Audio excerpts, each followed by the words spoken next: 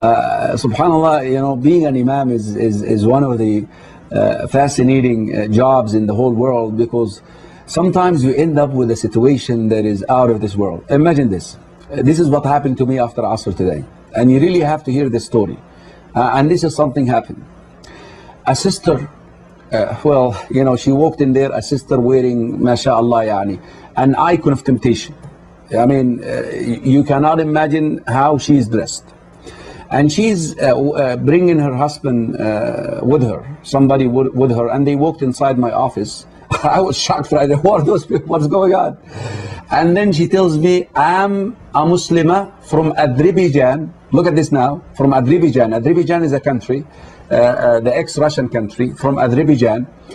And I'm here to ask, how much is Zakatul Fitr? And that's not it, you know, that's not the end of the story. The fact that she's not dressed properly, or she's not wearing, you know, the clothes of a Muslimah. Actually, she told me, and my husband is with me. Her English is a little bit broken, and he is not he's not a Muslim.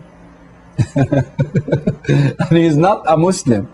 And I want to pay Zakatul Fitr for him too. This is out of this world. I mean, if there is a chaos more than this, you can imagine. You can imagine this. Look at this. A sister walks into an imam's office. Of course, she's not dressed like a Muslimah at all. And she's dragging her husband with her into the office. And then she wants to pay Zakatul Fitr. Zakatul Fitr. And she wants to pay for her. Of course, she's a Muslimah, but she wants to pay for her non-Muslim husband. So I told her, can you please sit down? You know, sit. And I asked her husband, his name is Zach. Sit down. We got to talk about this, okay? You know, but this was right a half hour right before the show. So I didn't have a lot of time. And that is why I arrived late, by the way. Subhanallah. And I told her, sister, yani here you are coming to give Zakatul Fitr for your non-Muslim husband. I mean, are you aware that you as a Muslim woman are not allowed to marry a non-Muslim husband? She said, yeah. But, you know, we talk about it and, you know, that kind of thing. And I said, sister, this is not going to work. And then right away, I looked into the eyes of Zach. I don't recall the sister's name. His name is Zach. And I told him, Zach, do you love your wife? He said, yes. He said, and then I told him, don't you want to make her happy today? Because she is sinful. She is sinful. Your wife is sinful right now. The fact that she is marrying you and you are not a Muslim, she is sinful. And you see how much she is careful to fulfill the obligations of Allah subhanahu wa ta'ala, to fill the obligations of her deen. Here she is coming to pay Zakatul Fitr. Zakatul Fitr. And she wants to pay it for you too. Why don't you make her happy today and take her out of that area of disobedience? And then he asked me, why are you saying this? I said, a Muslim woman is not permitted, is not allowed to marry but a Muslim man. And you're not a Muslim. Why don't you become a Muslim now, Zach? And make your wife happy. Here she is. She was coming, Zach, in order to give Zakatul Fitr for you. And then Zach looked around and looked down and said, okay, Zach, do you believe in one ilah, one God or not? He said, yes, I believe in one God. All you have to say is just say, Ashhadu an la ilaha illallah wa ashhadu anna Muhammadan Rasulullah. Of course, I know some of the brothers would actually be skeptical about this, the fact that whether this person is going to pray or not.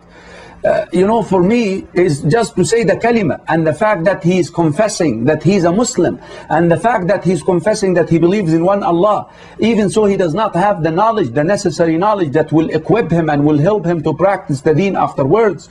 But I explained to him some of the tenets of the deen, believing in Allah, believing in the angels, and also I explained to him the concept of the oneness of Allah, and then I explained to him the ibadah. Then he told me, can I take my time practicing? I said, MashaAllah, go ahead, take your time, practice. But are you willing to take your shahada now, to take your wife out of the area of making Allah angry at her? Allah is angry at a woman. And a woman, and her marriage is not valid. The marriage is invalid. It's adultery. She's committing adultery. If a Muslim woman marries a non-Muslim man, her marriage is invalid and she's committing adultery. Your wife is committing adultery with you in the sight of the Sharia. Make her happy, please. Here she is, she came caring for you. Subhanallah, Allah is the Lord of the hearts. Wallahi ya ikhwa. Allah, I tell you, this Imam job is so trying, it's so testy. But these are moments that you get, subhanallah, it's out of this world. Every now and then, you probably, those who are following our show, has maybe heard me telling them the story of Jude and Marian, you know, the story of this young man from Texas who became a Muslim too. So here he is, he said, okay, I will do it.